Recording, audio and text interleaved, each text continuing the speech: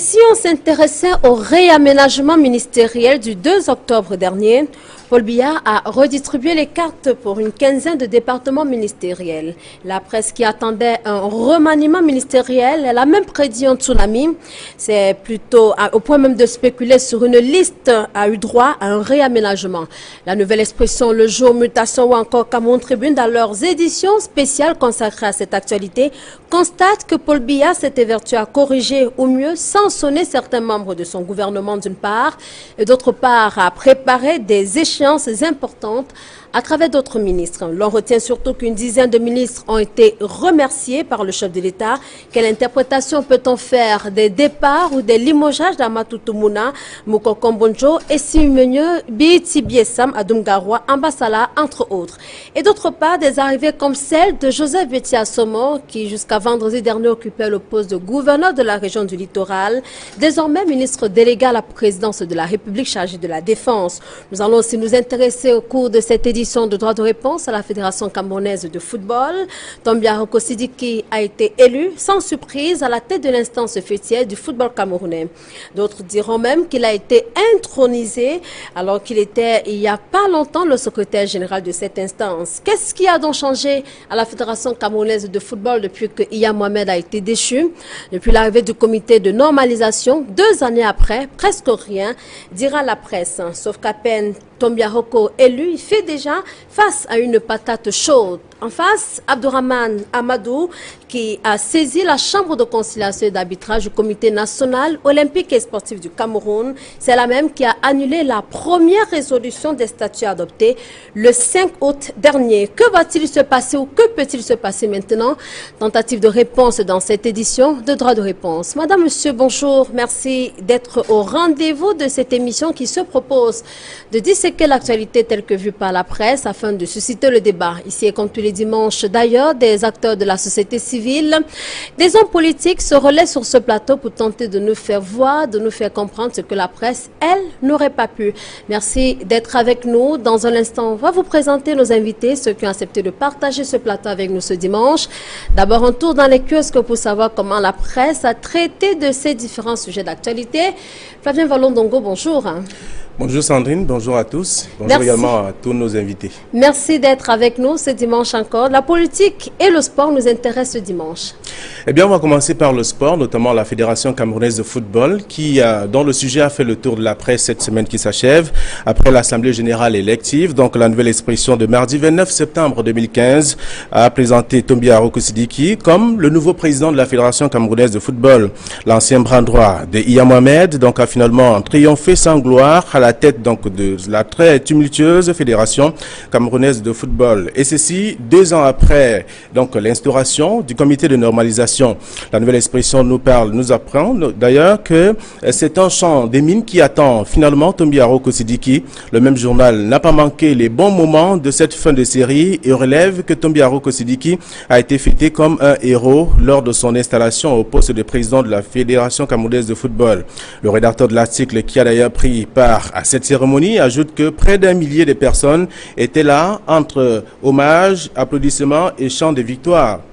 Tout cela était donc une vraie curiosité, nous apprend le journal. Entre-temps, donc, et selon le quotidien du Carrefour Bonakomo à Douala, Joseph Owona, lui, a levé les mains vers Paul Biya, comme pour dire merci et rappeler que sa mission est donc accomplie. Selon les normalisateurs, un solde de FIFA de 5 milliards de francs CFA se trouve dans les caisses de la FECAFOOT. C'est un argent que devra gérer Tombia Roko et son équipe. Donc, son équipe nous apprend le messager. Le journal fait savoir que donc l'organe de transition qui dirige d'ailleurs Joseph Owona a bien croqué l'argent de la Fédération camerounaise de football, d'où le quotidien, le qualificatif notamment de comité de budgétivore par le rédacteur de l'article. Même si Mutation insiste que c'est plutôt 6 milliards de francs CFA qui sont dans les caisses au lieu de 5 milliards, comme laisse dire Joseph Owona, dans les caisses de la Fédération camerounaise de football. Le bilan financier présenté ici par le quotidien Mutation parle par exemple de 363 millions débloqués par la construction ou pour la construction du nouveau siège de la FECAFOOT. Ensuite, que la FECAFOOT est donc débitrice d'un solde créditeur d'environ 530 millions de francs CFA logés au ministère des Sports. Et pour clôturer tout ça, Joseph Ouona estime que son équipe mérite d'ailleurs une prime de bonne séparation pour le bon travail accompli, même si cela a duré 2 ans au lieu de 6 mois, précise mutation. Abdourahmane Amadou, qui conteste d'ailleurs le processus électoral de la FECAFOOT depuis plusieurs années, a remis donc en cause cette dernière phase en allant saisir à nouveau la Chambre de conciliation et d'arbitrage du comité olympique qui a d'ailleurs fini par annuler les statuts de la FECAFOOT validés le 5 août dernier. Le messager souligne que c'est donc un processus qui s'oriente vers une reprise des élections à la FECAFOOT. Le quotidien Le Jour, qui semble ne rien comprendre, se demande vraiment ce qui se passe à la FECAFOOT. En guise donc de réponse, Abdourahmane Amadou estime que c'est une bonne sentence. Pour lui, l'annulation des statuts adoptés le 5 août est donc synonyme d'invalidation du processus électoral qui a abouti donc à l'élection de Tobia Roko Sidiki à la tête donc de cette institution pour Kalkaba Malboum. Cette décision du comité olympique n'annule pas l'élection de la nouvelle équipe de la Fédération camerounaise de football et donc le jour de se demander où se trouve véritablement la vérité. Donc c'est une question également. L'autre sujet qui n'est pas passé inaperçu cette semaine, c'est également le réaménagement du ministériel survenu vendredi dernier. Donc la nouvelle expression qui a d'ailleurs pu sortir toute une édition spéciale samedi nous apprend que Paul Biya a tamisé un peu son gouvernement alors qu'il était donc attendu un remaniement ministériel. Le réaménagement, ou tout au moins survenu donc vendredi, dont parle la nouvelle expression, est fait donc après une longue attente. Le quotidien évoque d'ailleurs 3 ans par là. La nouvelle expression qui a sillonné les domiciles des nouveaux ministres souligne que ceux résidant à Yaoundé se sont retrouvés chez le Premier ministre. Parmi les nouveaux, il y avait donc les échappés au mini-tsunami. Par ailleurs, lui, Paul Motazé, qui retrouve d'ailleurs au ministère de l'économie après la nouvelle, a appris la nouvelle lorsqu'il était donc en pleine séance de prière à Marie-Goker, c'est du côté de Yaoundé. Liban Lilikin, qui va donc au poste de télécommunications, remet sa nomination aux mains du Seigneur, le Dieu Tout-Puissant. Bref, Paul Biya a réussi donc à brouiller les pistes en procédant donc à un réaménagement, à un remaniement ministériel. Voilà, en quelques mots donc, résumé, les 2 sujets de la réponse de ce dimanche. Merci à vous Flavien Vallon-Dongon. On se retrouve dimanche prochain pour d'autres thématiques. C'est bien cela? À dimanche, Sandrine. Très bien. Et c'est l'occasion de dire à présent bonjour à ceux qui ont accepté de partager ce moment de réflexion avec nous. André Parfait-Bel, bonjour. Bonjour Sandrine, bonjour aux téléspectateurs de Kinox, que je retrouve avec un certain plaisir. Le plaisir est partagé, rassurez-vous, pour nous aussi de vous recevoir. Vous direz que la bataille est terminée à la Fédération camerounaise de football, vous verrez comme ça? Non, encore que je ne parlerai pas de bataille. Disons que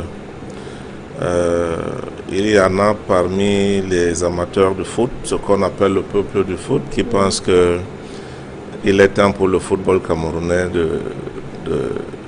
de faire un saut qualitatif, et que ce n'est pas au moment où la fédération internationale, elle, a bien pris conscience qu'il fallait faire ce saut qualitatif, que l'une de ces fédérations phares en Afrique continuerait de traîner le pas, parce que nous ne voulons pas se défaire des pratiques d'un autre âge, qui se sont encore révélées, traduites dans le processus bancal qui arrive à une phase aujourd'hui où de toute façon il va devoir être recommencé. Mais dans notre sport, comment on peut se satisfaire de la prestation du Cameroun? On a par exemple les Lions du basket, qui étaient jusque-là très peu connus, qui sont tout de même sur la route des Jeux Olympiques de Rio. C'est quand même à saluer. Ah ben, écoutez, heureusement qu'il y a d'autres raisons de se satisfaire et je pense qu'on pourrait en avoir davantage. Effectivement, les Lions à l'Afro-Basket ont fait prestation honorable.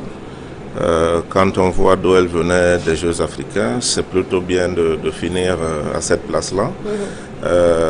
Il y a les filles qui ont fait un match poussif le même jour, samedi, donc hier, et qui elles aussi ont une chance de jouer les Jeux Olympiques de l'année prochaine.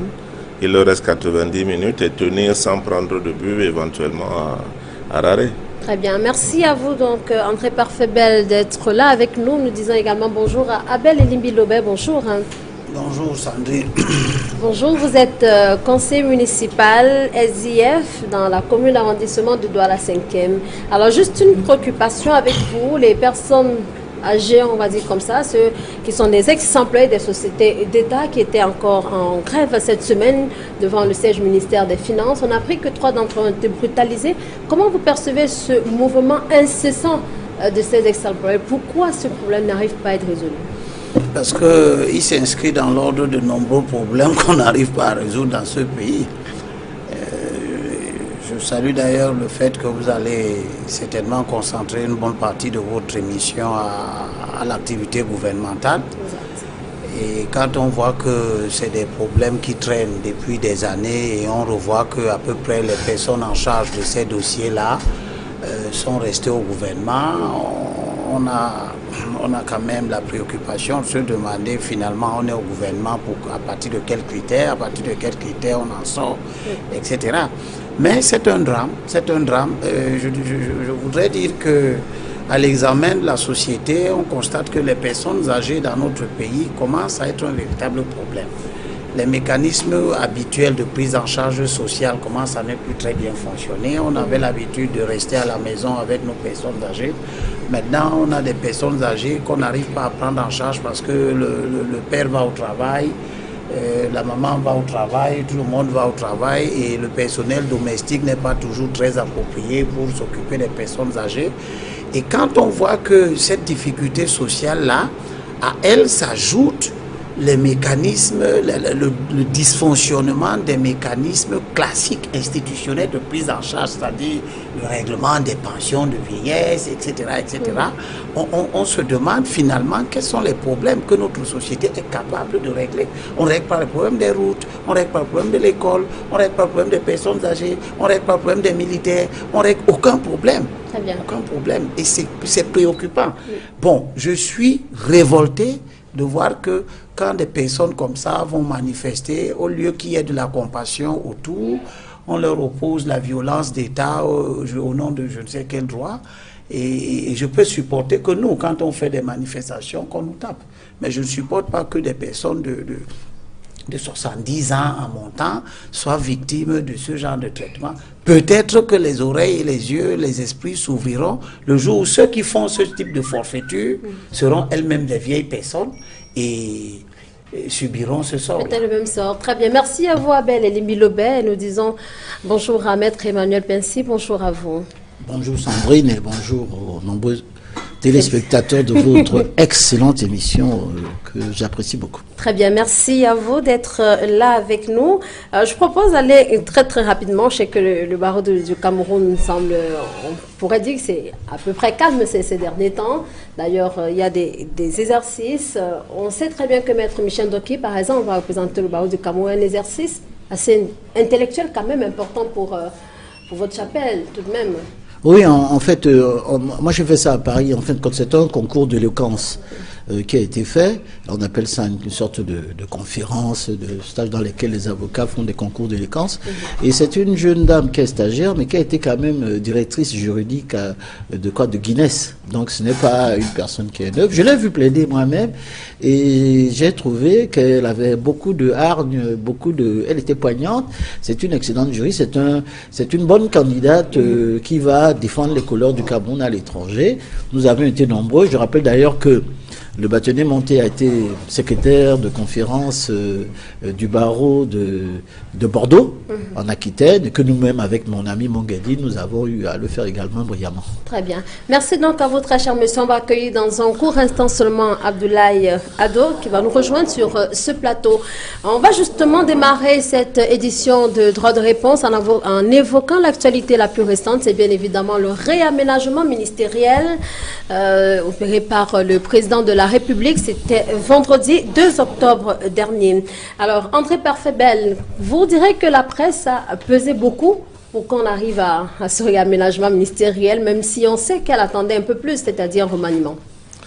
J'aurais aimé qu'elle pesât plus, en effet, puisque c'est un corps de l'activité sociale dont je suis proche, pour dire le moins.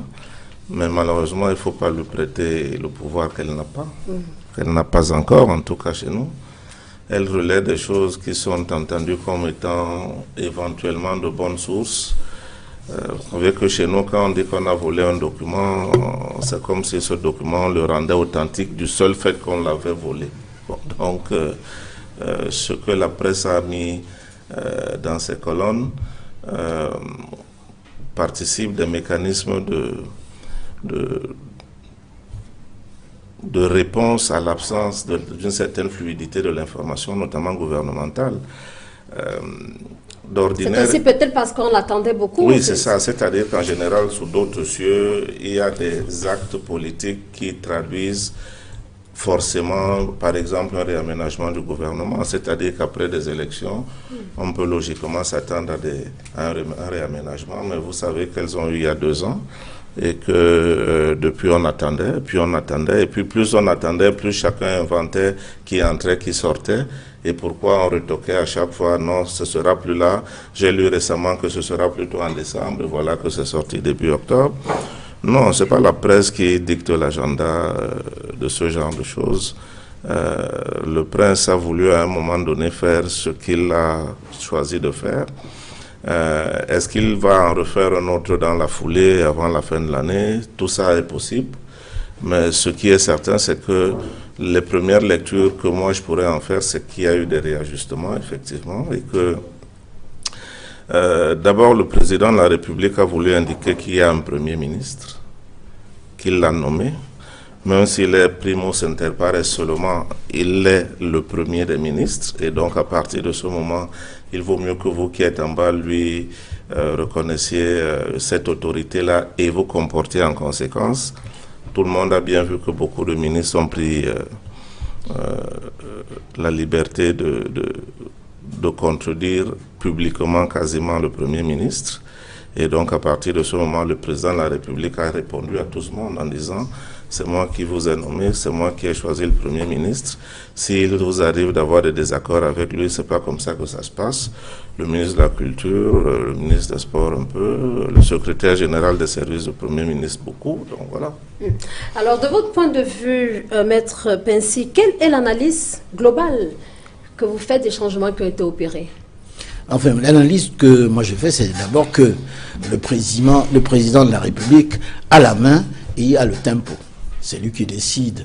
Et je crois que Jean-Pierre Bel vient de le dire, au-delà de toutes les vicissitudes, de tout ce que les spéculations qu'on fait, c'est lui qui décide quand et le moment où il fera le remaniement.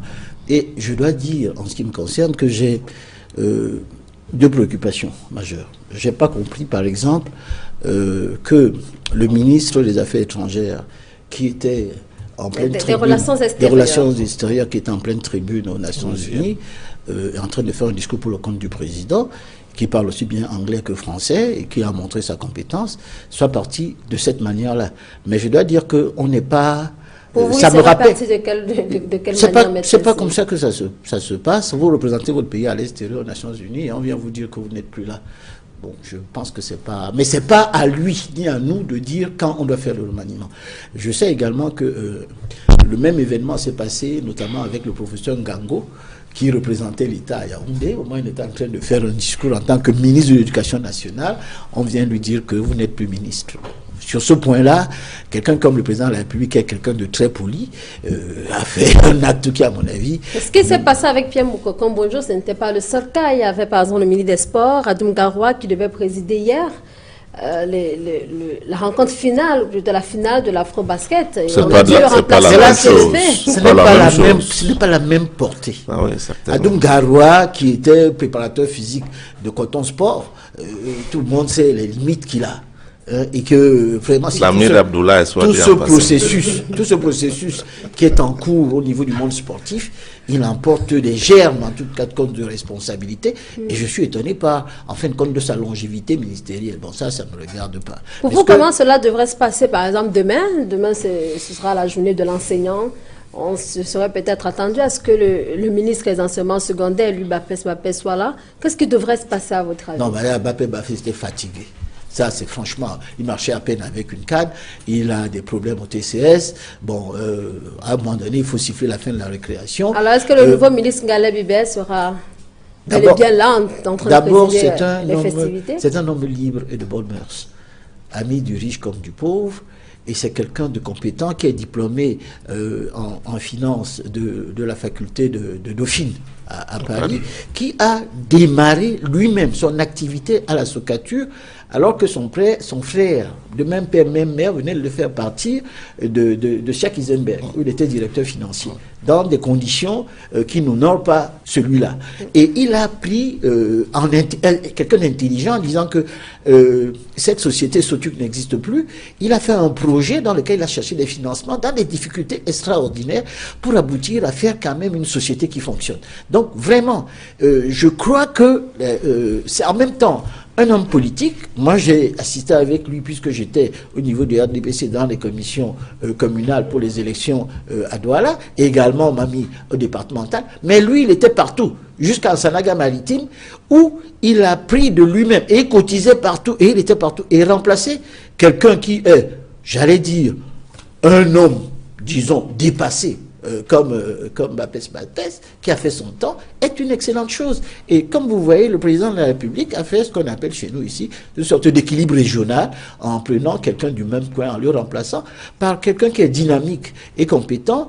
Et je crois savoir, puisque je le connais depuis très longtemps, j'étais d'ailleurs chez lui, ça m'arrive très peu d'aller fêter chez les ministres, j'ai été chez le gouverneur, qui, je dois le dire, de Douala Betty à son mot, c'est quelqu'un qui a laissé qui laisse un souvenir. C'est l'une des rares fois qu'un gouverneur part propre de Douala, sans laisser de casserole, ni à droite, ni à gauche, ni dans des histoires qui ne se terminent pas. À Maroua, quand il partait, je crois que tous les lamidos sont venus ici lui dire combien on l'appréciait.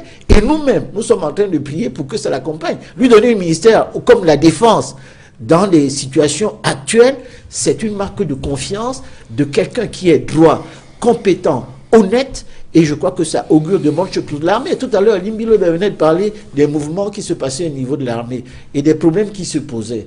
Et je dois dire que le président de la République a réagi très fortement en payant les 6 milliards que n'arrivait pas à payer au niveau de la MINUSCA, l'Union africaine. Voilà, à mon avis, je crois que sur le maniement-là, je dois le dire, moi, je ne suis pas surpris que quelqu'un comme Essimi Meigné puisse partir.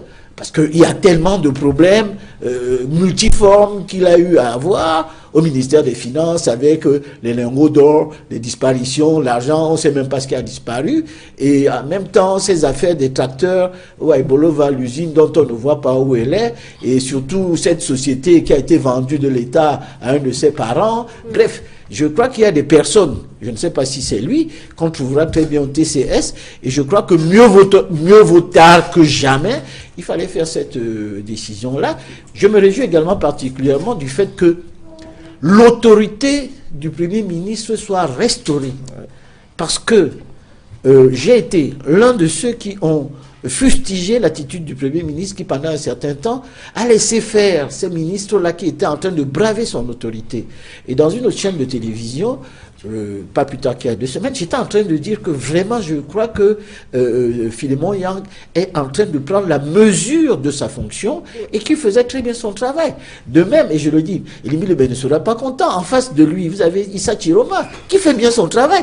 Et il embête l'opposition. Je peux vous assurer qu'il est toujours présent et c'est quelqu'un qui... C'est le rôle de Mincom d'embêter l'opposition. Oui, c'est le ministre. C'est le ministre de la communication.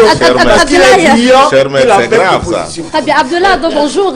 Bonjour Sandrine, bonjour à tous les copanélistes. Je salue également ceux qui nous font l'honneur de nous écouter. Très bien, vous arrivez lorsque nous sommes en plein déjà dans le débat. Vous direz qu'il a été question pour le président de la République de remercier certains, remercier dans le sens positif bien évidemment.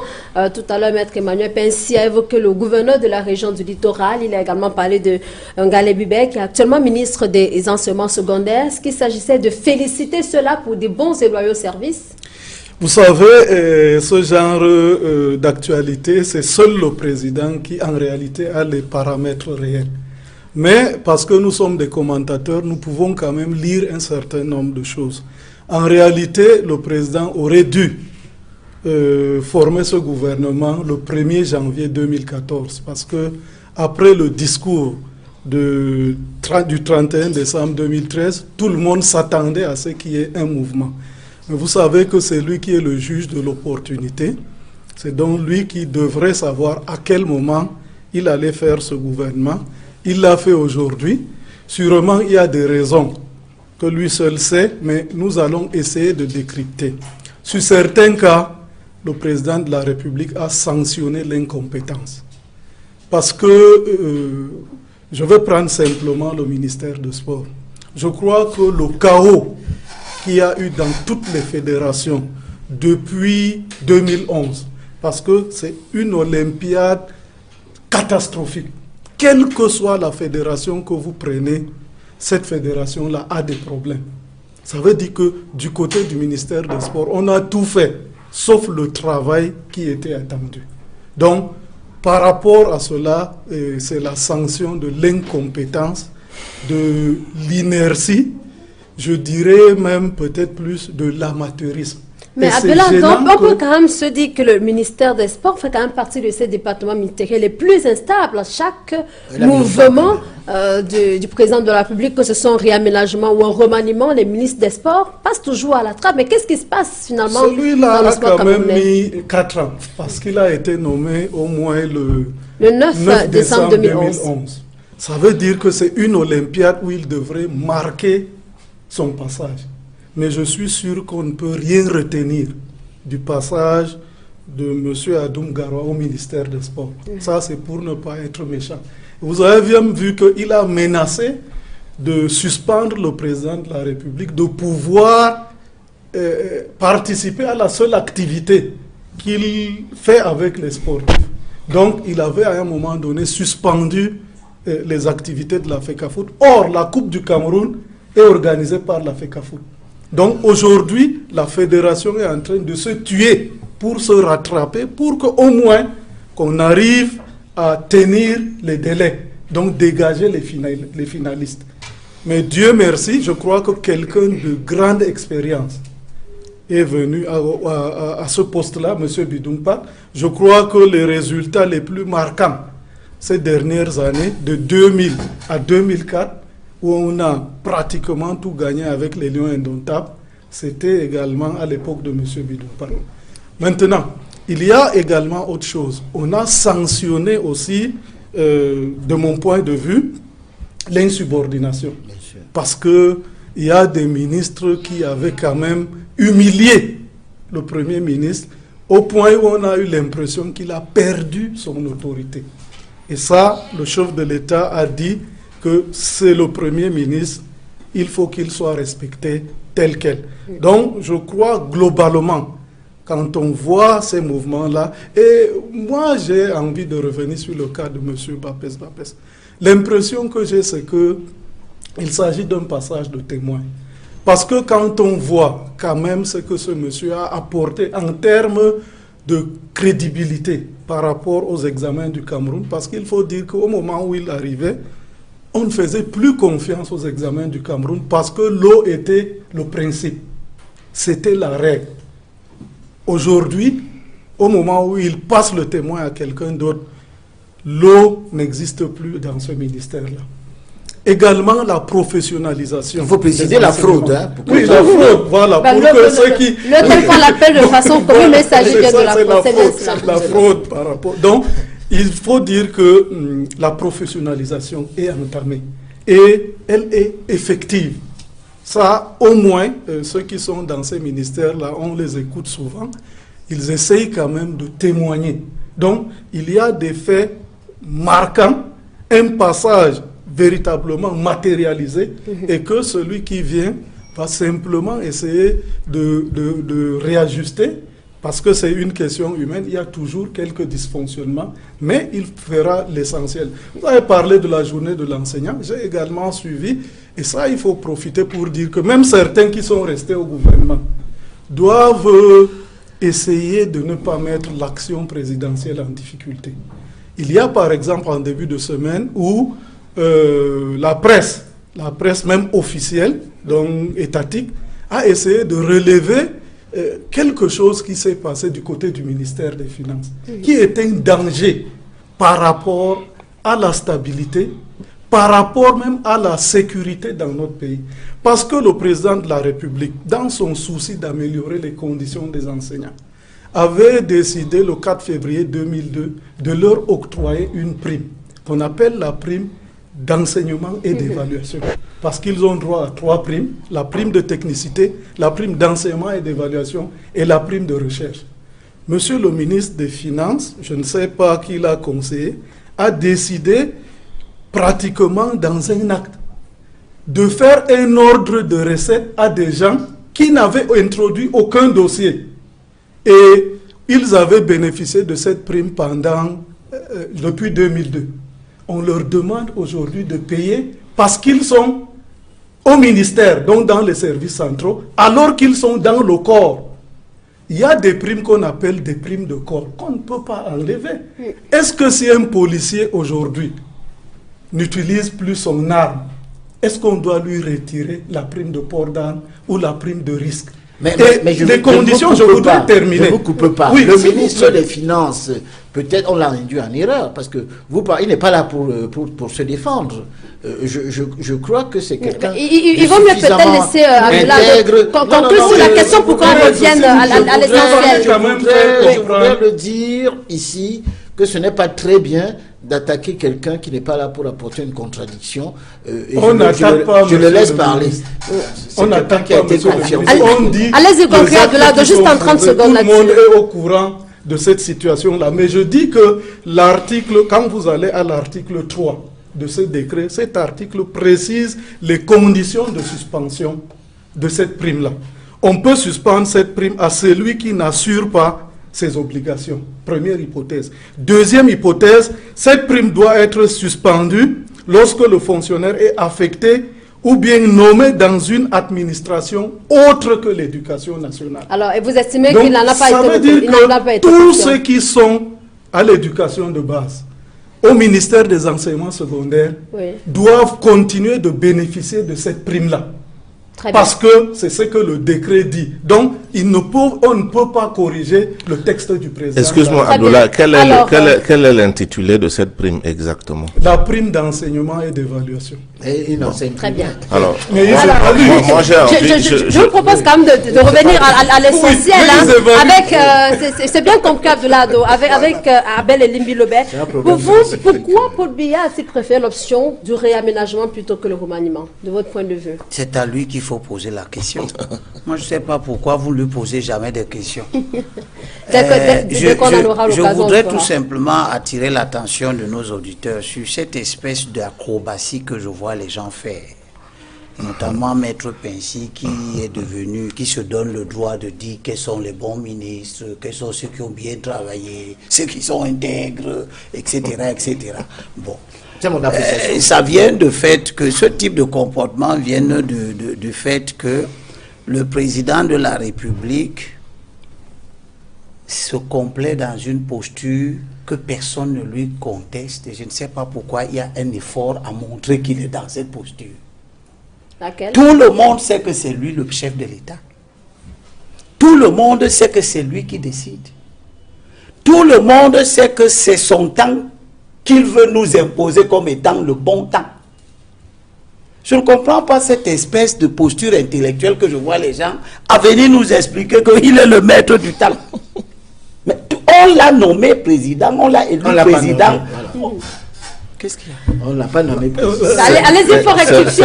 Je peux avoir le droit du lapsus que j'ai d'ailleurs moi-même commis. Et Limbi, d'ailleurs, je voudrais juste t'ajouter que précisément chez les ministres, il y en a les 9/10 qui n'ont jamais rien fait autre que d'être nommés. Bon. Donc effectivement, la nomination... Le président de la République a été élu pour nommer aux emplois civils et militaires, pour organiser l'État, pour trouver la bonne opportunité pour nommer et révoquer. Ici, et ça, ce qui a lieu de faire pour la bonne marche du pays. Que des gens se spécialisent pour venir nous expliquer que c'est lui qui est le maître du temps, je trouve que c'est superfétatoire. Exactement. J'ajoute que par rapport quand tu parlais, je n'étais pas interrompu, mais ce n'est pas la presse qui fait le remaniement. Mais la presse n'a jamais dit au président de faire un remaniement. qu'on a répondu, Limbi Lebet, je te laisse parler.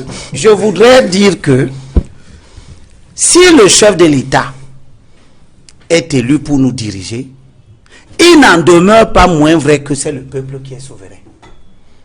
Et que les aspirations du peuple doivent être prises en compte par le chef de l'État dans son comportement. Que tout lui soit permis ne signifie pas que tout ce qu'il fait est édifiant. Le chef de l'État, quand il dit, et c'est ce que je rejoins Abdourahmane, Abdoulaye. C'est pas Abdourahmane. Lui, c'est monsieur Ado. Abdoulaye est un prénom commun de quand musulmans. le président de la République s'adressant à la nation, dans un exercice qui peut être compris comme le moment où il rend compte à la nation, il fait un état de l'action gouvernementale. Et c'est l'une des rares fois où le président a été en symbiose avec la nation. Parce que la nation vit ce gouvernement qui agit depuis comme un gouvernement qui était mauvais. Subi, pas vie. La perception que tout le monde a, c'est que le pays est mal gouverné. Donc quand le président fait ce discours, et vous m'avez reçu ici à l'époque, à la veille de ce discours, j'ai dit que c'était le meilleur discours en 32 ans que le président a eu à faire. Bon. La logique était que tout le monde attendait la correction. On ne peut pas venir sur ce plateau de télévision nous expliquer que la correction qui vient 2 ans après le pourrissement, c'est la justification de la maîtrise du temps. Non. Non, le président n'a pas bien fait. C'est pas ça. Je voudrais féliciter le président, à la suite des autres, d'avoir rétabli l'autorité du Premier ministre. Mais qui a laissé ça pourrir? C'est lui. C'est lui qui a laissé ça pourrir. Pourquoi tu nommes un Premier ministre et des années durant, tu laisses que les ministres attendent à son autorité? Pour dire quand c'est pourri, un ministre de la Culture refuse d'exécuter les directives de la Cour suprême, la plus haute juridiction, piétine les lois. Et tu attends 2 ans. Il reste quand même parce que tu es le gouvernement. maître du temps. Ouais. C'est ça, ce comportement du président de la République a un nom. Ça s'appelle la mauvaise gouvernance. On ne laisse pas que le gouvernement se délite complètement, que chaque ministre, un secrétaire général, parce qu'il est le frère ou le neveu ou le fils de je ne sais qui, piétine le Premier ministre au vu et au su de tout le monde. Le président laisse, parce qu'il a son temps. Mais le temps du président n'est pas le temps du Cameroun. Et le Premier ministre, il fait quoi? Il est quand même le Non, premier je ne suis pas... Bon, tu lui as jeté des fleurs tout à l'heure. Oui, mais attends. Bon, je ne sais pas, comme on a rétabli son autorité, maintenant tu trouves qu'il est un bon Premier ministre. Mais non, j'ai dit... Mais je ne sais pas à quoi rime ta question. Je dis ça. Parce que si tu veux me dire qu'il aurait dû démissionner. Non. Bon, je ne sais pas pourquoi tu Il aurait poses dû des frapper questions. sur la table. Je constate comme tous les Camerounais Oui. que le Premier ministre était piétiné. Et le président de la République ne l'a pas sauvé immédiatement parce que la pédagogie de cette affaire, c'est que aucun ministre ne sorte plus jamais de ses prérogatives pour s'occuper des choses qui sont de la compétence du Premier ministre.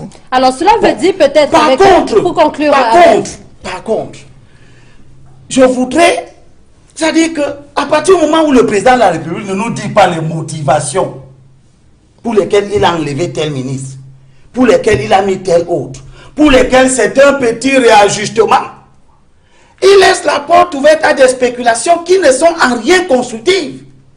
Vous croyez que monsieur... Mais vous direz quand même que l'opinion et vous, les hommes politiques, vous observez on arrête monsieur Bapès, puis on le libère, sans que personne ne sache pourquoi on l'avait arrêté, sans que personne ne sache pourquoi on le libère, et puis il reste encore au gouvernement 1 an après.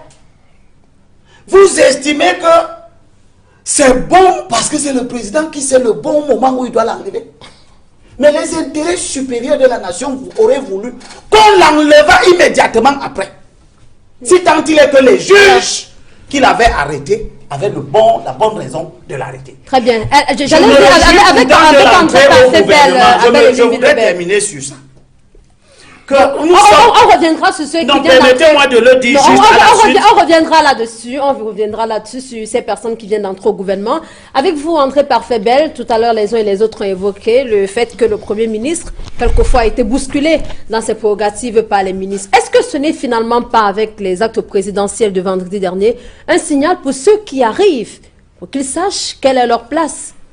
Tout le monde est d'accord. Oh, moi je crois qu'il devrait le savoir et que tout le monde sait. Je me permets de revenir sur 2-3 choses. D'abord sur l'inélégance qui a effectivement entouré le départ de M. Moukoko Mbondjo. Pas parce que je pense que c'est un bon ministre, pas parce que je l'apprécie spécialement, mais parce que justement je considère que représenter le Cameroun veut dire quelque chose. Qu'en tout état de cause, ce décret aurait pu tomber vendredi soir ou samedi matin, Donc le président aurait dû attendre. Ou même aujourd'hui, dimanche, que ça ne changerait rien. Alors, moi, ce que je fais comme lecture, c'est que probablement le président n'était pas au courant que Moukoko était à la tribune des Nations Unies. Non, quand même, ça pas possible. Ce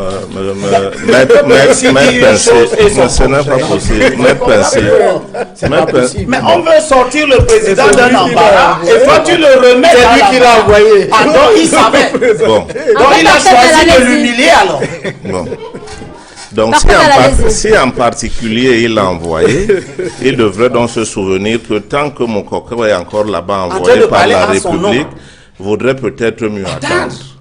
Ne serait-ce que pour ce cas, on va me dire pourquoi on attendait pour un seul ministre, mais le ministre est en représentation de la nation et il est au cœur du système onusien. Je pense que c'est un lieu de gestion d'image qui est important pour que nous-mêmes ne venions pas compromettre une image déjà par ailleurs suffisamment ternie par toutes sortes de hauts fonctionnaires et de ministres. Donc je crois que ça a été un impair. En revanche, pour ce qui est de Bapes demain ou pour ce qui est de Garoua samedi au stade, vous avez bien vu qu'il y avait 3 ministres au Palais des Sports samedi qui étaient très heureux d'être là. Donc, il n'y a pas de souci et que parmi ces 3 ministres, il n'y avait pas le ministre nouvellement arrivé. Il y avait là le ministre de l'économie, il y avait là le ministre de la communication, et il y avait là le ministre du travail, qui peut avoir été là au titre du comité national olympique, ça peut se comprendre. Donc, la question n'était pas celle-là, mais moi je pense que ce problème avec le Moukoko aux Nations Unies était malheureusement mauvais. Alors, André Parfait-Pelesque, oui. Deuxième élément, s'agissant des questions de compétences, je crois que effectivement, nous qui commentons, on peut nous donner l'occasion de... Nous n'avons pas de position qui nous interdise de commenter des actes gouvernementaux, présidentiels pour le cas. Donc on peut dire que tel ministre, on l'a peut-être enlevé pour ci ou pour ça. Abdoulaye parlait d'incompétence. Oui, l'incompétence dans ce gouvernement ne se limite pas à Doum Garoua. Quoi qu'il en... il fait une fixation sur lui, mais enfin les incompétents, je crains qu'il y en ait quelques-uns d'autres. Et maintenant... Sur la suite, je pense que effectivement le président a laissé trop de temps entre la déclaration, le constat qu'il a fait à la suite de tous les Camerounais. Parce que ce n'est pas le président qui nous a dit que son gouvernement était nul, non, on le savait déjà. On a simplement été conforté que lui-même le dise, donc s'en rende compte. Enfin, nous montre qu'il s'en était rendu compte et qu'il pose donc par la suite l'acte correctif qui aurait été attendu logiquement de tout le monde. Il l'a pas fait. Il a d'autant, et ça, c'est d'autant plus problématique qu'entre ce discours de 2013 et le remaniement d'hier, on a instruit un plan. Ça ne veut pas dire grand-chose techniquement de différent. Bah, tous ces concepts ont le sens. Hein, appelez ça comme vous voulez. Pour moi, on a bougé quelques-uns. Il y a eu un jeu de chaises musicales. Mais ce que je veux dire, c'est qu'entre-temps est intervenu ce que tout le monde a appelé le plan d'urgence. Si les mots continuent d'avoir un sens, urgence veut dire qu'on n'a pas le temps d'attendre. On est bien d'accord? Donc, si vous avez des types qui ne sont plus capables de faire le job, que vous mettez en place un plan d'urgence et que quand même vous les laissez continuer à descendre dans la gadoue, je crois que c'est relativement incohérent. Parce que urgence, sauf si en vocabulaire camerounais ce mot veut dire autre chose, urgence veut dire qu'on n'a pas le temps d'attendre. Donc moi ça m'a gêné que ça prenne autant de temps et je ne sais pas jusqu'où et comment on va aller dans l'accélération désormais si le timing est toujours celui qu'on observe. Alors non, on reviendra à vous, Abel Elimulobé. Le temps de savoir avec, on vous punit pas, avec Maître Emmanuel Pensy, lorsqu'on vous cite quelques ministres qui étaient jusque-là au gouvernement, Edgar Alain Mbongo, j'allais dire, à ce poste de ministre de la Défense, lorsqu'on voit de l'autre côté ceux qui ont été plus ou moins limogés, Simi Menieux, Béti Biessam, Amatou Toumouna, Catherine Bakambok, Patrice Ambassala, qu'est-ce que vous vous dites? Qu'il y a eu réparation quelque part? Bon, on peut déjà commencer par Bakambok, Catherine. Bon, je ne sais pas ce qu'elle faisait. Enfin, elle était dans une ministère aux Affaires sociales. Je crois que la République s'est assez occupée de ses problèmes sociaux à elle-même. et qu'il était grand temps d'apporter un souffle nouveau parce que je ne voyais pas son utilité. Elle est assez transparente comme ministre et elle est restée d'ailleurs longtemps.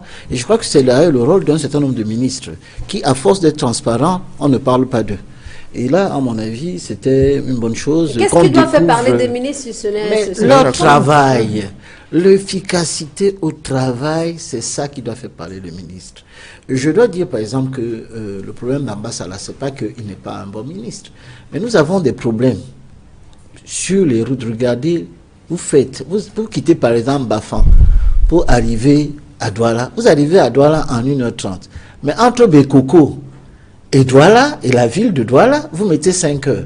Donc, les entrées dans les villes posent des problèmes. Vous prenez de l'autre côté. Mais également. Je crains que ce ne soit pas pour soi qu'on l'a viré. C'est pas pour ça. Il y a aussi également l'autorité, il y a eu des problèmes d'autorité. Mais il n'y a pas que ça. Il y a pas mal de problèmes. Puisqu'il y a bien un secrétaire d'État chargé des routes. Hein. Il est aussi parti. Il a été viré aussi. Nietam est parti. Il a d'ailleurs été battu aux élections chez lui. Il voulait installer sa femme.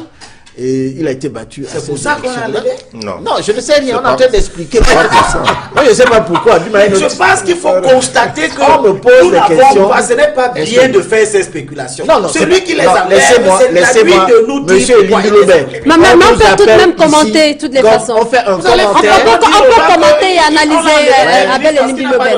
On peut tout de même commenter. On fait un commentaire. Permettez tout de même à Maître Emmanuel Pensy d'aller jusqu'au bout de sa vous arriverez au pouvoir, vous allez empêcher aux Camerounais de parler.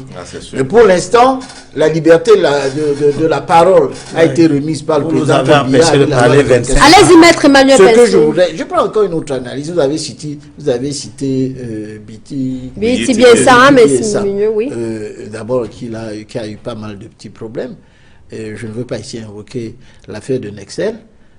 Qui a fait beaucoup de bruit sur le fait qu'il ait donné une licence à l'Adi d'Ampulo en empêchant aux autres d'avoir la 3G. Et on a parlé d'un certain nombre de maniements de fonds. Et il y a également tout cet argent qui est allé dans un compte épargne à son nom personnel. Enfin bref, il y avait pas mal de choses qui n'étaient pas très bonnes. Et le président de la République a quand même sanctionné là où il y a beaucoup de bruit. Et ça, je fais une analyse. Le président n'aime pas là où il y a trop de bruit. Quand vous êtes dans un ministère où le fait que vous ne soyez pas transparent, un ministère qui compte, et les milliers de morts qu'il y a sur les routes, c'est quand même, ça pose un problème. Vous voyez d'ailleurs que le ministre des Transports a également été dégagé, parce que lui, c'est un grand danseur. Il se fait appeler professeur, alors qu'il est professeur. Vous avez bien semblé dire, Maître Emmanuel Pensy, que l'on peut reconnaître c'est normal, c'est les choses habituelles du régime auquel tu appartiens. Grâce au fait qu'ils sont actifs, si vous me permettez, André Parfait et Abel Limilobé. Tout à l'heure, vous avez expliquer qu'on peut reconnaître les ministres qui travaillent grâce à leur caractère plutôt actif, à voir ce qu'ils font. Mais le ministre des Transports, quand même, l'ancien ministre des Transports, Robin Kili, il était vu pratiquement sur tous les fronts, que ce soit avec les MA60 autour des permis de conduire. Vous direz que... il faisait quoi? Il était sur les fronts de la danse, oui, comme le dit Pensy, son collègue du parti. Franchement, il fallait que Biya en finisse avec cette période. On sait très bien que c'est le frère de l'ancienne première dame Jeanne Irène, et qu'il est resté là, je ne sais pas pourquoi.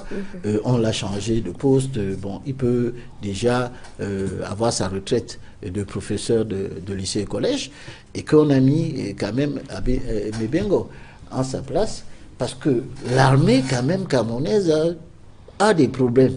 Je ne dis pas que Mebengo ne travaille pas, c'est quelqu'un qui travaille, mais le bruit de l'armée, et je crois que Limi Leba a rappelé qu'il y avait encore d'autres problèmes qui existent, a fait que le président de la République a réagi. Et d'ailleurs, je viens dire à Limi Leba que contrairement à ce qu'ils disent, quand on dit que le président dort, il ne voit rien, il n'écoute pas, on a vu en tout état de cause que sur tout ce qui s'est passé, et où d'ailleurs les bruits et les problèmes ont été relayés par la presse, il y a eu une réponse qui a été apportée, qu'elle soit tardive. Oui, ça je le concède, il aurait dû arriver un peu plus tôt. Mais je voudrais rappeler aux uns et aux autres que si on nous appelle ici pour commenter, ce n'est pas pour nous refuser le fait de commenter. C'est-à-dire, c'est le président de la République qui, comme j'ai dit, qui a le temps. Mais laissez quand même aux observateurs, à ceux qui parlent. Moi, je dis, j'ai des amis qui sont ministres qui me disent, ouais, vous à Douala, vous parlez trop. Mais si la presse ne parle pas, si les commentateurs ne parlent pas et n'expliquent pas, les populations locales dont vous parlez toujours, M. Limi Lobé, doivent être au courant de ce qui se passe. Il y a des moments, vous êtes applaudi par un certain nombre de personnes, par des révélations que vous faites. Ne refusez pas à d'autres d'en faire aussi. Également. Alors justement, Élimine Lebel, ceux qui Oui. arrivent donc à certains postes, on a beaucoup entendu parler, Joseph Betty-Assomo, bref, beaucoup en parlent. Vous pensez qu'il a le profil nécessaire, tel que l'a expliqué Maître Emmanuel Pincé tout à l'heure, pour occuper le poste de ministre délégué à la Défense? Quelle est l'analyse que vous en faites? C'est au président de nous dire pourquoi. Ça, on le sait. Ça, on le sait. Vous, en tant qu'homme politique, vous êtes dans l'opinion, vous voyez, vous observez.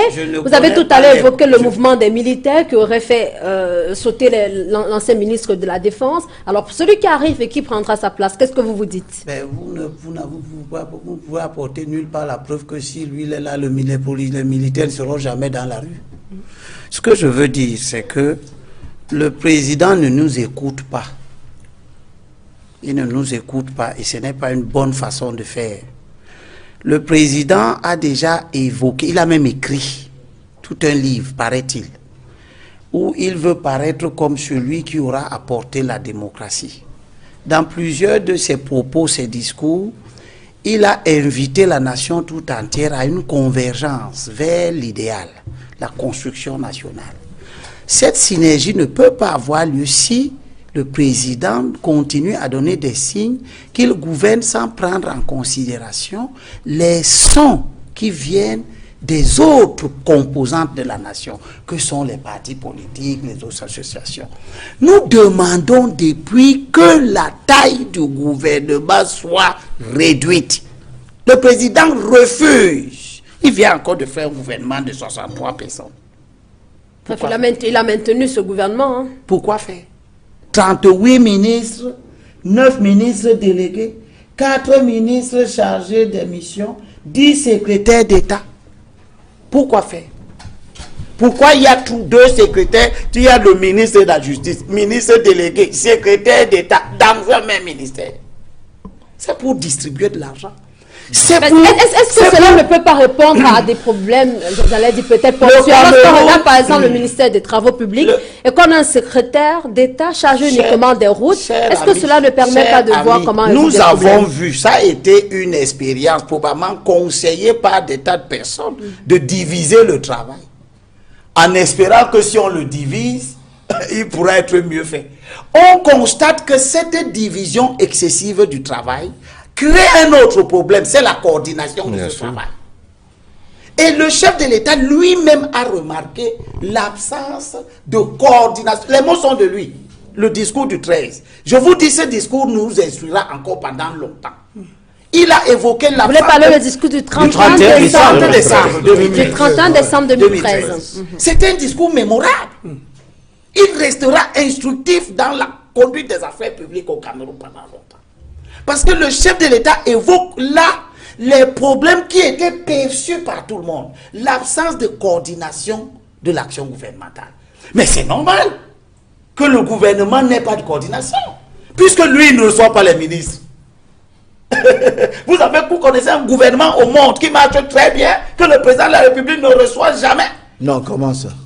Des années durant, pas de conseil de ministres. Non. La France, qui a plus d'habitants que nous, nous on est à 20 millions, on n'arrive même pas à bien nous compter. La France qui est à près de 70 millions d'habitants. Non, 65. Et, bon, alors, donc 65, 70, la tolérance vaut que tu me coupes. Allez-y, Abel. Alors, disons donc, prenons ton chiffre 65. C'est déjà 3 fois plus que le Cameroun. Elle n'a pas 61 ministres. La France n'a pas 61 ministres. Mais ça marche. Le Sénégal à côté, de nombreux pays africains ici, en Côte d'Ivoire, au Rwanda, ou qui sort de la guerre et qui est en train de réaliser des performances en termes d'infrastructures qui émerveillent, n'a pas 63 ministres. Très bien. Bon, alors, donc je veux dire que très rapidement, le président ne nous a pas répondu à la question. Il ne nous a pas écoutés et ça je le lui reproche.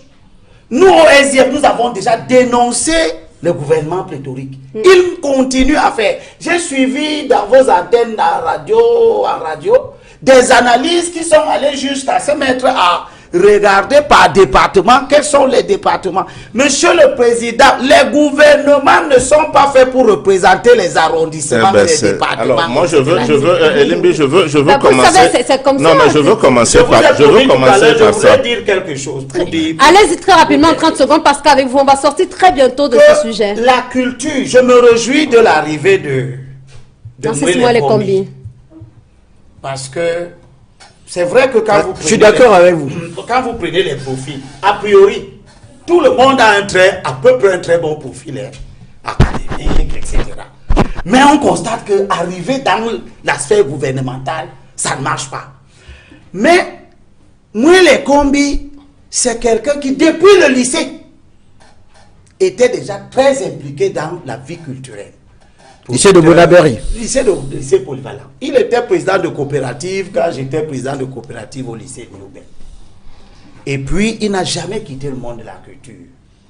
Son passage à lyrique et le calme relatif qui a régné à lyrique pendant ce temps, je n'ai pas entendu parler de recrutement où on a annulé, on a recommencé, etc. J'ose croire qu'il pourra apaiser l'espace culturel. Et il est écrivain aussi. Parce que, contrairement à ce qu'on croit, la culture fait partie des choses et des activités politiques d'une nation qui dynamise la nation. Or, chez nous, c'est considéré comme un ministère de seconde zone. Non. Un ministère pour danser. J'espère que Mwele va redonner à la vie culturelle du pays de l'énergie. Pour qu'elle ne soit plus essentiellement centrée sur les Je droits me d'auteur et réjouis les droits qu'un voisins. jeune capitaine des affaires qui a trouvé une entreprise publique qu'on a tuée, la Sotuc, et qui, par lui-même, a commencé par essayer de ressusciter, et je regrette ce type de nomination. Je regrette ce type de nomination, tout en me réjouissant de la nomination de Ça peut paraître contradiction. Non, parce que... il faut qu'on donne la parole à Abdoulaye Ado. Nous avons remarqué ceci, que certaines nominations enlèvent des gens dans des secteurs d'activité qui sont stratégiques pour le pays, où ils étaient en train de donner de bons résultats, et les secteurs concernés ne sont pas encore arrivés à maturité. On les enlève parfois pour aller les bousiller. Très bien. Alors, Abdoulaye Ado, très bien, on a entendu Abel Elimbi. Il faut bien que les autres disent autre chose. Je termine. Je crois que ce capitaine vous terminez depuis 30 minutes. Ce capitaine des affaires va arriver dans ce secteur essentiel, stratégique pour notre pays. Et je sais qu'il peut apporter aussi de l'ordre de la discipline en matière d'éducation. Très bien. Alors, Abdoulaye Ado. Je veux juste ajouter un élément avant Abdoulaye. Sur le cas de Jean-Ernest Galé-Bibéhé. Non, je ne pense pas que le fait qu'il passe Minesec va mettre du plomb dans l'aile de la Socatur, parce que ceux qui ne savent pas, c'est une entreprise structurée et il y a là-dedans notamment son épouse qui certainement fera le job. Je n'en doute pas. Qui fait le job? Je veux ajouter également que s'agissant de la nomination de l'ancien gouverneur du littoral, c'est un acte qui fait sens. D'abord parce qu'il est plus frais, c'est un administrateur civil, 32 ans dans cette tâche-là. Il se définit comme un homme de devoir. C'est un ministère qui est le ministère du président. Il faut savoir que le monsieur qui est là est délégué pour travailler en ces lieux et places sur des choses qu'on lui demande de faire. Comme c'est un homme de devoir, s'il ne commence pas par s'imaginer... Vous savez, moi je vais parler d'un détail qui est pour moi exécrable. Le ministre de la Défense, Mbengo, circule à Yaoundé avec 6 à 8 voitures dans son cortège. Ça a l'air d'être anecdotique, mais c'est mauvais. Très mauvais. Un ministre de la Défense n'est pas un féman qui vend du vent. Un ministre de la Défense est l'expression même de la sobriété, si je puis me permettre, que Betty Assomo ne s'enfle pas la tête et reste quelqu'un de sobre, quelqu'un qui est un homme de devoir, parce que l'armée a besoin d'un homme de devoir, et en particulier dans la période qu'on traverse. Très bien. Alors, avec vous, Abdoulaye, pour sortir justement de ce sujet, il y a quand même des enjeux qui arrivent. Le recensement général de la population annoncé, les camps 2017, 2018. Alors, il y en a qui pensent que c'est possible de comprendre les choix du président de la République, par exemple, de nommer ou de faire revenir Léopold Motazé au ministère de l'économie, de la planification et de l'aménagement du territoire, et d'autre part, de retrouver Bidou Pat au ministère des Sports et de l'Éducation physique. Est-ce que c'est un avis que vous partagez? Oui, également, c'est une lecture pertinente parce qu'il faut dire quand même que M. Motazé s'est occupé d'abord au niveau de ce ministère-là de beaucoup de projets avant de venir au Premier ministère. Même s'il y en a qui estiment qu'il a fait ombrage au Premier ministre. Bon, maintenant, il n'est donc plus là-bas. Il va s'occuper effectivement de ce qu'il a à faire. J'ai également parlé de M. Bidou Pat en termes de succès qu'on avait eu de 2000 à 2004. Donc, c'était une période... Abdoulaye, je veux juste te préciser qu'il faut cesser de confondre les succès du foot avec les succès du ministère des Sports. Dans tous les cas, s'il y a échec également... Le sport, ce n'est pas que le foot. S'il y a échec également, on va dire qu'il y a échec pendant la période de tel ministre. Et je reviens donc pour préciser, vous avez dit que j'ai parlé d'incompétence de M. Garoua. Non, c'est des faits. Parce que quand on voit la crise multiples dans les fédérations, toutes les fédérations, c'est un constat, c'est des faits, on ne peut rien. Et je précise également... Je te coupe une petite minute pour... Non, mais finalement, je vais faire cette réflexion. Quand on a nommé Abdoulaye Garoua, quand on a nommé Adoum Garoua, pardon, quand on l'a nommé, c'est les mêmes, les Pensi qui... Je ne le connais pas, qui se sont réjouis de sa nomination. On dit que c'était un préparateur physique. Je ne le connais pas. Vous avez dit à l'époque que la nomination d'un préparateur physique dans un ministère aussi sensible était problématique. Non, les mêmes qui trouvent que le président ne fait que de bonnes choses. C'est un enseignant Alors, c'est bien entendu avec l'éducation physique. Je ne connais pas. Et c'est un sportif, il a quand même fait le volet de haut niveau. Donc, il y a une présomption de compétence. Malheureusement, les résultats escomptés n'ont pas été atteints. Et je finis également pour préciser, parce que Maître Pensi a cru que j'avais des problèmes particuliers en parlant du ministre des Finances. Non. Il peut se faire tromper par ses collaborateurs, parce que le texte du président dit que quand on est nommé dans un ministère hors de la question de l'éducation. Donc si on vous nomme dans un ministère en charge de l'éducation, vous n'êtes pas concerné par la suspension de la prime. Donc il fallait dire ça. Mais maintenant, je crois qu'on va voir ce gouvernement à l'épreuve des faits. Vous avez relevé les enjeux. Il y a même les élections également en 2018. Donc, ou avant.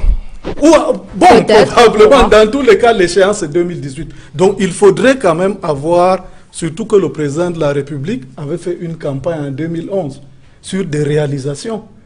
Il faut donc les compter, voir s'il a réussi, s'il n'a pas réussi, s'il veut continuer, s'il ne veut pas continuer. Dans tous les cas, aujourd'hui, ce gouvernement doit se mobiliser pour accompagner le président dans ses projets. Très bien. Je vous propose de sortir de ce sujet, donc, en évoquant notre... il s'agit bien sûr de la Fédération camerounaise de football, et on continue de reparler de l'instance fêtière du football camerounais. Abel Elim Bilobé, comment vous réagissez au dernier rebondissement qu'il y a eu au sein de cette fédération? On a eu l'élection du président de la FECAFOOT, quelques jours après, c'est la Chambre de conciliation et d'arbitrage. Bref, on a été habitué, vous me direz, ces derniers temps, ces derniers mois, et même ces dernières années, à d'éternels rebondissements à la Fédération camerounaise de football. Comment vous analysez tout cela?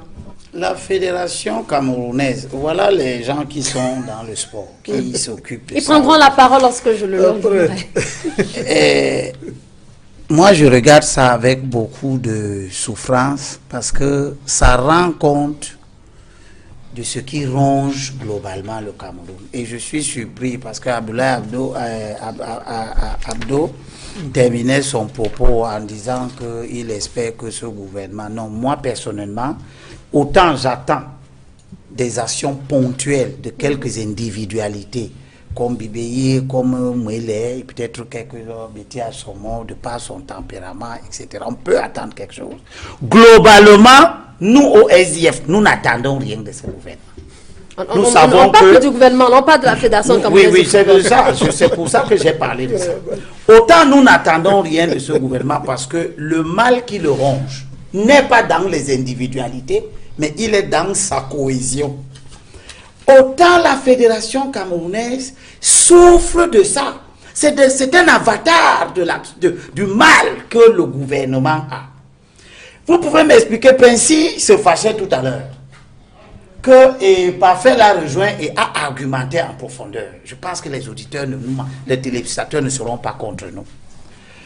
Quelqu'un est en train de représenter le Cameroun. Vous êtes en train de le limoger. Les gens doivent élire une fédération, un bureau, un président. Cette fédération est poursuivie au tribunal. Personne au Cameroun ne peut dire « attendons d'abord » que la chambre de conciliation rende son verdict. La chambre, voici ce que la chambre a dit. Elle dit ici, malheureusement, je n'ai pas mes lunettes. Reçoit le demandeur en son action. L'idée fondée. Constate que l'article 23 alinéa 2B des statuts de la FECAFOOT adopté le 5 août 2015 et qui donne qualité au corps de métier dans les ligues régionales de former le quorum électoral à l'Assemblée générale nationale constitue un doublon avec les dispositions de l'alinéa H, I, J et K du même article. Dit que cet article viole non seulement les dispositions de l'article 32 de la loi numéro 2011/18 du 15 juillet 2011 relative à l'organisation et à la promotion des activités physiques et sportives au Cameroun, mais également l'article 12 des statuts des ligues régionales de la FECAFOOT. Très bien, on a compris. On a compris l'essentiel. Non, attends, c'est important. Et la chambre donne son verdict. Elle dit, prononce en conséquence l'annulation de la première résolution adoptée lors de la session extraordinaire de l'Assemblée générale du 5 août 2015 portant adoption des statuts avec ses conséquences de droit, dit les faits acquis. Très bien. Qu'est-ce que ça veut dire? Peut-être il faut poser la question à Maître Emmanuel Pensi. Qui nous donne la lecture juridique? Je ne vais pas expliquer autre chose que ça. Ah bon? Je veux simplement dire, moi le politique, que ces gens ne pouvaient pas attendre une minute, que cette décision sorte d'abord. Qu'à la lumière de cette décision maintenant, qu'on sache ce que faire. C'est exactement comme nous poursuivons quelqu'un qui a volé 3 millions de francs. Non, on ne reviendra pas là-dessus. Mais Maître Emmanuel Pensi, sur cette actualité, justement. Comment on va faire maintenant? C'est justement la question qu'il faut poser à Abel. On va valider une élection dont les statuts qui sont la base de l'association eux-mêmes sont nuls. Très bien, voilà. Avec donc Maître Emmanuel Pensi à la lecture de ce texte. La saisine de la Chambre n'est pas suspensive. C'est ce qu'on appelle en droit. Il n'y a pas une suspension des élections. C'est-à-dire vous pouvez saisir une juridiction et quand il y a les élections, on fait les élections. Donc il n'y a pas une décision qui suspendait l'élection. À ce moment-là, si vous devez le faire, ça devait être fait. Souvent, on fait ça par une procédure de référé d'heure à heure pour pouvoir ordonner la suspension en attendant. Bon, ça n'a pas été fait. Maintenant, la décision qui a été rendue, elle dit quoi? En fin de compte, elle constate qu'il y a des doublons. Et de l'autre côté, elle dit qu'il y a eu violation de quelle disposition de la loi, de l'article 32 de cette loi de 2011 sur les activités physiques et sportives. Et c'est seulement cette disposition-là qui est annulée. Alors le problème, c'est que... Non, c'est pas vrai. Excusez-moi. Elle viole les statuts. Elle n'a pas annulé... Elle a annulé la résolution, mais elle n'a pas annulé la totalité. Excusez-moi. La résolution porte sur l'adoption des statuts et pas sur un article. Non, je suis en train de dire que, je crois que ce comité olympique a rendu une décision qui est trouble. Elle permet d'avoir des interprétations diverses. Non, elle est limpide. Non. Elle devait dire, par exemple, en disant que par conséquent, annulons les élections. Parce que actuellement, qu'est-ce qui s'est passé? Non. Elle allait dire que les élections. Vous êtes avocat. Non, attends. Mais maintenant, Abdourahmane est obligé de saisir. Excusez-moi, Abdourahmane, elle peut me dire que les élections ne doivent pas avoir lieu. Abdourahmane est en train de saisir, a déjà saisi. Elle va le dire. A saisi. C'est logique. Donc, alors que le président Kabala dit que cette décision-là ne porte pas à... Non, n'évoquez pas Kalkaba, vous l'enfoncez. Mais Kalkaba, il l'a Je vais dit. vous dire en quoi vous l'enfoncez. Excusez-moi. C'est Kalkaba qui rendait un jugement. Je ne sais pas. Je dis, il a été d'une institution. Mais vous êtes avocat, vraiment. Excusez-moi, monsieur Bell. Vous n'irez pas quand même jusqu'à contester la qualité de Maître qui a l'habitude des effets de mort. voici ce qu'on fait. Vous permettez à Maître de donner son explication du test en question et après vous réagirez. Allez-y, Maître Emmanuel Pensy. Monsieur Bell pense que quand il parle comme ça, il pense à Joseph-Antoine Bell. Donc, je le retrouve dans sa défense de son cousin. Ce que je sens... Vous avez faux sur toute la ligne. Un, c'est pas mon cousin. Deux, je pense par moi-même depuis que j'ai au moins 15 ans. Voilà. Mais ça, vous devriez le savoir. Ce que je dois dire, c'est que ce comité-là a fait des décisions qui posent des problèmes. La décision n'est pas bonne en soi, parce qu'elle donne plusieurs lectures et elle entraîne des contestations. Puisque, en fin de compte, Abdourahmane a fait un recours au tribunal arbitral de sport. Non, à la CCA. À la CCA. Vendredi, avant-hier. Exactement. Et il a sorti cela. Moi, j'ai regardé sur Facebook. Ça va de soi. Où il a expliqué ce qu'il a fait pour que on tire donc les conséquences de cette décision. Exactement. Et c'est cette décision-là qui va arriver, qui va donc maintenant fixer tout le monde sur la situation. Je suis en train de m'interroger en disant, je n'ai pas donné une position fixe, je dis que ça posait des problèmes et le président lui-même a donné une position qui me semblait... Justement sur la question... Abel et Limbi Lebel, non, on vous passera la parole. D'abord avec Abdoulaye, on reviendra à Zépa Fébel tout à l'heure. Le président du comité national et olympique et sportif du Cameroun a pourtant dit qu'avec cette annulation de cette première résolution, il y aurait en principe pas d'incidence sur le processus en cours. Moi, je crois qu'il a raison. Il a raison d'abord par rapport à ce que M. Elimbi a dit. On ne pouvait pas attendre parce que le mandat du comité de normalisation devrait se terminer le 30 septembre. Donc, il fallait qu'à cette date-là, qu'il n'y ait plus de comité de normalisation. Donc, il fallait faire les élections. De deux, maintenant, M. Abdourahmane lui-même, après cette décision, a dit qu'il va maintenant saisir la Chambre pour annuler l'élection. Si les élections étaient donc annulées, ça veut dire qu'il n'avait pas besoin d'introduire une autre requête pour demander l'annulation. Ça veut dire qu'en interprétant simplement cette décision, le problème qu'il y a eu, c'est quoi? C'est que il y a eu, d'après M. Kalkaba, parce que je m'inspire de ce qu'il a dit, lui qui s'est approché du rapporteur de la Chambre, qui lui dit que le texte est mal écrit. La Cour, du moins la Chambre, les statuts, la disposition du statut, il faut réécrire plutôt pour que ça soit clair pour tout le monde. Alors cela veut dire, Abdoulaye... Cela veut dire quoi? Je crois que quand la FECAFOOT va donc décider de réécrire les statuts, elle va donc s'inspirer de ce que la Chambre a dit, pour mieux préciser et fixer les personnes, comment on devrait en réalité désigner les délégués. Très bien. Au niveau régional, il fallait 5 délégués. 4 doivent être désignés par la Ligue elle-même, du moins l'Assemblée générale de la Ligue, mais le 5e délégué devrait sortir d'un corps de métier. Et il y en a 4, les arbitres, les joueurs, les entraîneurs et la médecine. Mais cette fois-ci, on ne tient pas compte de la médecine parce que ce n'est pas encore organisé. Donc, on va réécrire pour que cela soit transparent pour tout le monde. Très bien. Et mieux, je crois que si j'ai bonne information, le président de la FECAFOOT, fraîchement élu, devra rencontrer le président de du comité national, le comité olympique, pour une visite de courtoisie, ou sûrement peut-être ce genre de précision devra être Et apporté d'amendement pour des textes. clarifier Alors, tout le monde. Alors, allez-y justement, André Parfait-Bel, on peut quand même se poser 2-3 petites questions. Qui va donc se charger de réécrire le texte en question? Faudra-t-il à nouveau recomposer l'Assemblée générale telle que cela a été le cas le 5 août dernier? C'était quand même une assemblée présidée par le professeur Joseph Oona qui était président du comité de normalisation. Qu'est-ce qui va se passer maintenant? Écoutez, je suis embêté parce que on évoque des gens dont on devrait pouvoir penser qu'ils ont de la consistance. Monsieur Kalkaba est président du Comité national olympique et sportif du Cameroun.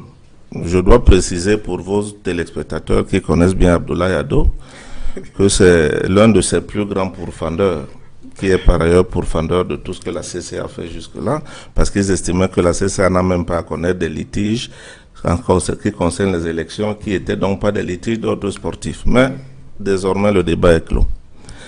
Monsieur Kalkaba Malboum est président du CNOSC.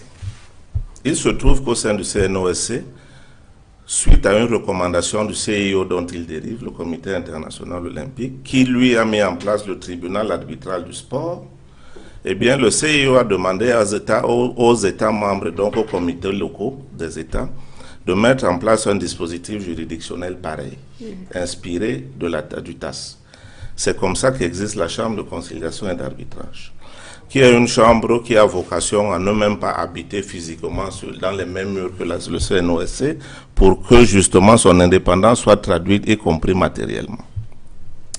Monsieur Kalkaba devrait savoir, puisqu'il est dans l'olympisme depuis longtemps et qu'il sait pourquoi et comment le TAS a été mis en place, que c'est le plus mauvais service qu'il vient de rendre à l'olympisme camerounais et international, en se prononçant sur une décision prise par la chambre arbitrale de son comité localisé.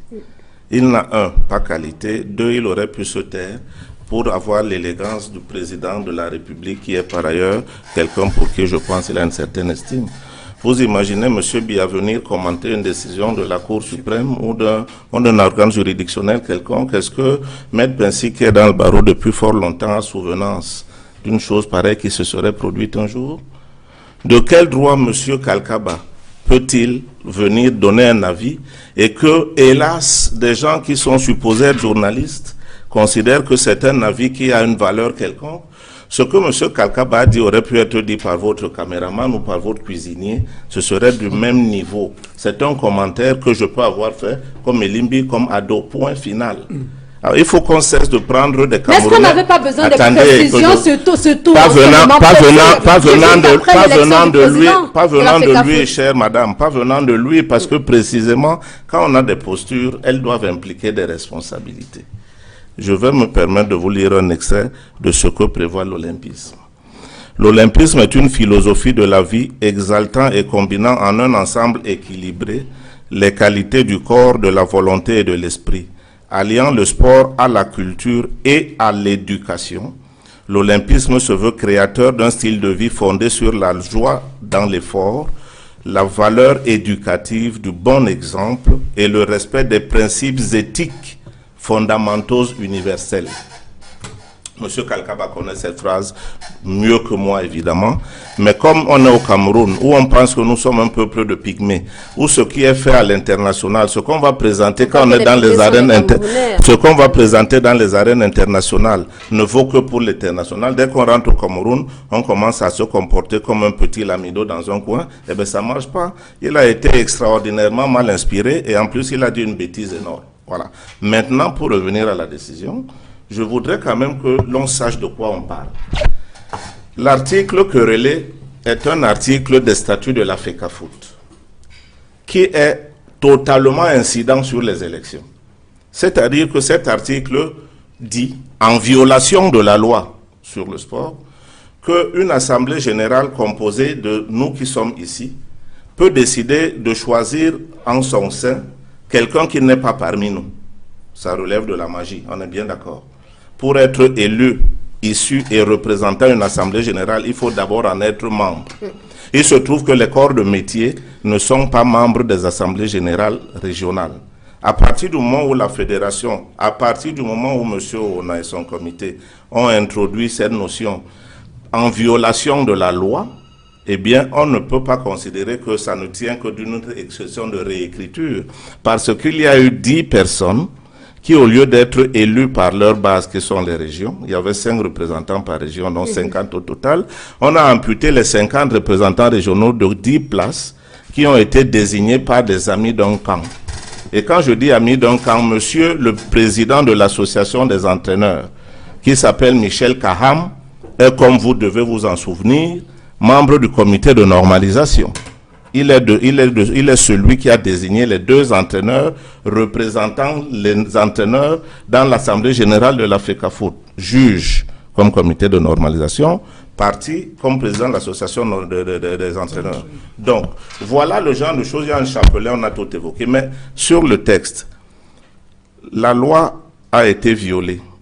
Et la violation de la loi, ça c'est un point important, a été magnifié par des gens qui sont sénateurs de la République, comme Belamoki, comme Aliou Maladji, qui sont membres de l'équipe Tombi.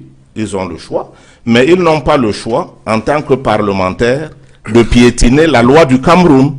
Et si en plus, un ministre de la République, fut-il secrétaire général des services du Premier ministre, construit une démarche dans laquelle il sait pertinemment qu'à la base, il y a une violation de la loi du Cameroun. Alors j'entends bien, parce qu'on me dit que ce ministre dit qu'il n'a que faire des miasmes de ce qu'on appelle l'opinion publique. Je comprends, il n'a jamais été élu nulle part. Mais voilà, il faut qu'il sache que nous sommes dans une république et qu'en république, et le président de la République et nous tous citoyens avons le devoir de nous en tenir à la loi et à son respect. Alors, on dit à Elimbe dans la politique que si vous ne voulez pas, vous changerez la loi, mais que pour le moment, c'est la loi. Alors nous en sommes à ce qu'on applique la loi dans son entièreté, dans toute sa rigueur. Alors, avant de revenir à Abel Elimbe Lobé, juste une question pour vous, Abdoulaye. Vous pensez qu'on s'achemine vers une annulation de l'élection de M. Tombi?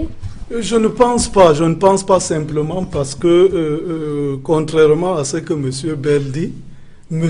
Kalkaba a souvent pris des positions. Cette fois-ci, il a dit ce qu'il pense, comme il le disait par le passé. Ce n'est pas la première fois qu'il parle du processus électoral, même du comité de normalisation. À ce moment-là, M. Bell trouvait qu'il parlait bien. Non, malheureusement, je ne suis pas comme toi. Je suis de ceux qui n'ont pas de géométrie variable. Je répète que M. Kalkaba, M. Kalkaba, de sa position, n'a pas qualité pour commenter une décision d'un organe juridique, même lorsque c'est lui qui a désigné les juges qui y siègent. Mais ça, je croyais qu'il le savait. Donc, terminé. Il a parlé de 10 membres qui ont été mal désignés. L'Assemblée générale de l'Africafoot comportait 76 membres. Si on enlève donc les 10 membres, c'est pas comme ça que ça fonctionne, mon cher Abdoulaye. Moi, je crois que ça ne change rien sur un score de 59 voix pour et 2 contre. Ça change. Même si on ajoutait les 10 autres voix là à celui-là, je crois que la légitimité des sportifs a été indiquée. Et qu'aujourd'hui, vu c'est l'un des jeux, il y en a des milliers d'autres que nous avons, je me dis que concentrons-nous vers ce qui est utile. Et mieux, le président de la République lui-même a compris, parce qu'au niveau du sport, il y avait des problèmes.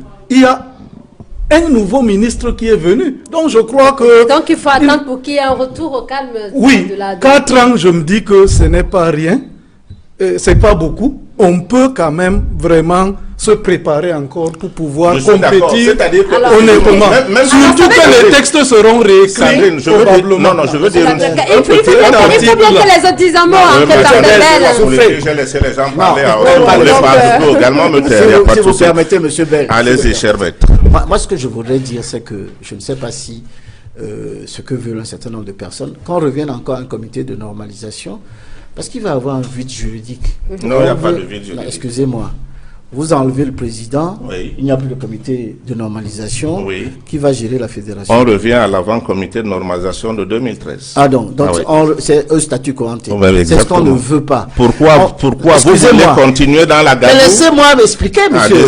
Attendez. Allez-y. Mais vous êtes totalitaire. Nous sommes ici en train de discuter. On peut avoir des opinions divergentes. Et je respecte votre manière de penser. Comme je respecte la vôtre. Mais moi, je dis ceci. Il y a eu des élections où vous pouvez annuler. Mais si ça ne change pas le sens du vote, on passe outre. Ça le change totalement. Ça ne change pas. Parce que il y a eu, excusez-moi, il y a eu 59 voix pour Tombi Aro. On vous a induit en erreur, je vais vous dire pourquoi tout à l'heure. Excusez-moi, personne n'a contesté ce vote. Et même si vous ajoutez, il y a tout de même eu élection. Même si vous ajoutez 10 personnes, vous n'arriverez à rien. Et c'est parce que tout le monde en a marre des amis, de notre ami Bell ici présent, qui veut toujours qu'on soit dans ce flou juridique, qu'on suspende le Cameroun de toutes les compétitions, que ça ne fonctionne pas. Mais Maître Emmanuel Pensy, vous parlez... Maître Pensy a très bien fait d'évoquer la suspension du Cameroun. Monsieur Tombi Aroko Sidiki, qui vient d'être élu président de la FECAFOOT, a écrit à la Fédération internationale de football pour demander qu'on suspende le Cameroun. Est-ce que vous avez le document, monsieur Hubert? Vous savez comment ça se passe? Le Camerounais en ont marre. Le Camerounais en ont marre de ce feuilleton de la FECAFOOT. Il faut passer à autre chose, à notre équipe nationale confondue de basket, de foot et autres. Le volet est bien d'autres. Alors, on ne va pas se contenter à faire du juridisme, à passer son temps à aller au tribunal. Moi-même, je suis avocat. Je peux vous assurer qu'il y a des affaires. Souvent qu'on juge en droit et en équité. C'est comme ça que ça se passe. À force de faire du juridisme, à attaquer tout le temps, ça va être tout le temps comme ça. Abdourahmane va retrouver un article, etc., etc. Alors, on s'en sort pas. Le football avance. Les amoureux de football voudraient qu'on revienne à l'essentiel. On puisse passer à autre chose. Mais on pourrait... Et 2016. Très bien. Alors, Abel on aurait quand même pu imaginer de se passer justement de cet éternel recommencement sur les faits juridiques. Il y a pourtant eu des professeurs agrégés de droit au sein du comité de normalisation qui avaient également la charge de faire écrire les tests. Qu'est-ce qui n'a pas marché? Pourquoi Abdourahmane Amadou a eu toujours à trouver la petite bête quelque part? Qu'est-ce qui n'a pas fonctionné? Ce qui n'a pas marché, c'est le manque de patriotisme. De la part de qui? Je vais vous dire, ce pays a été construit par des gens qui n'étaient pas agrégés. Aux années 60, il n'y avait rien ici. Et des gens qui n'étaient pas agrégés, comme Oumniobé, ont défendu le Cameroun à la tribune des Nations Unies et convaincre les nations de la terre entière que nous devons accéder à l'indépendance. Ils n'étaient pas des agrégés. Et les premiers bâtisseurs de ce pays, la Cameroun Airlines, qu'on n'arrive pas à faire fonctionner, qui a reçu des ministres, des agrégés, qui tombent comme elle tombe là, c'est l'Embela, comment il s'appelle, le beau-frère d'Hervé, le beau-père d'Hervé, et les Samuel Ebois, qui étaient des simples professeurs d'histoire géographie. C'est eux qui ont bâti ça. D'ailleurs, je choisi un cyclin quand même. C'est eux qui ont bâti ça. Non, oui. C'est pour te dire que la question que tu poses est très pertinente. La valeur des hommes ne réside plus. Si autant je suis défenseur de l'école comme la voie royale d'ascension sociale, je dis aussi que dans le produit de cette école, il y a de l'ivraie. Et il nous faut faire attention. Vous voyez, j'ai suivi avec un intérêt majeur.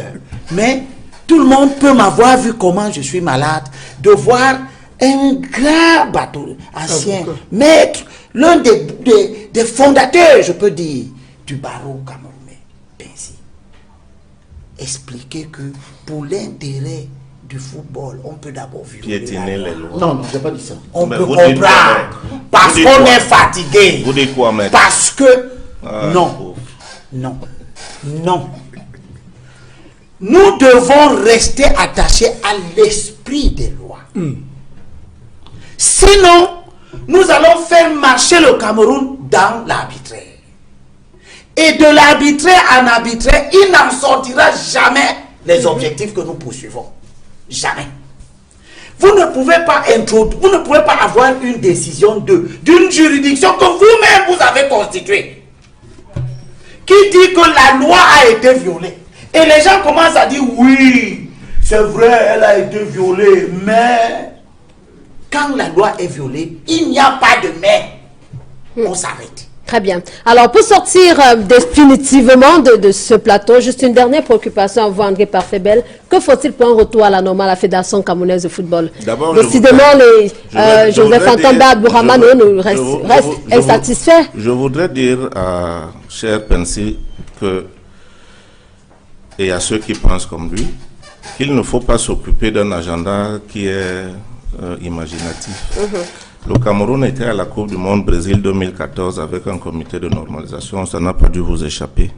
Et comme vous prétendez suivre les questions de foot, vous devez savoir que c'est la première fois qu'un pays accède à une compétition à ce niveau, organisée par la FIFA, sans un exécutif élu. Vous avez indiqué qu'on en a marre. Oui, on en a marre du banditisme, cher maître. On en a marre des tripatouillages. On en a marre d'un corps électoral qu'on ne connaît pas. On en a marre des lois taillées sur mesure. On en a marre aujourd'hui. Abdoulaye le dit tout à l'heure, un aveu Abdoulaye Ado. Il le dit tout à l'heure, un aveu extraordinaire. Monsieur Tombi va aller s'asseoir avec Monsieur Kalkaba pour corriger ce qu'un professeur agrégé, 4 professeurs agrégés de droit ont fait pendant 26 mois. Vous ne pensez pas qu'il y a là quand même une défaite d'éclair? Et sur le calendrier, j'entends les gens évoquer, nous allons organiser les CAN. Mais bien sûr que nous allons organiser les CAN. Nous les avons reçus pendant que nous étions en comité de normalisation, comme chacun sait.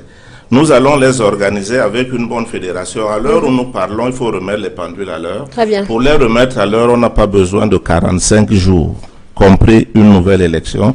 Nous en avons fait des propositions concrètes et précises parce que nous ne sommes pas de ceux qui parlent en l'air. Nous proposons. Si on avait écouté nos propositions, on ne serait pas en train d'avoir une liste sur laquelle Maître Pensi figure comme candidat d'une liste et ne réussit pas à voter pour lui-même Maître Pensi. Très bien. C'est un exemple de démocratie extraordinaire. Alors, très chers messieurs, nous allons donc nous arrêter ici pour ce qui est de cette édition de Droit de réponse. Merci à vous, André Parfait-Bel. Nous vous remercions également, Abel et Limbi Lebet. Merci également à vous, Maître Emmanuel Pensi, pour ce temps que vous nous avez consacré. Merci également à vous, Abdoulaye Ado. Merci également à vous, madame, monsieur, d'avoir été au rendez-vous de Droit de réponse ce dimanche. Merci de rester en notre compagnie. On se retrouve dimanche prochain avec d'autres thématiques, bien évidemment. S'il plaît à Dieu. Au revoir.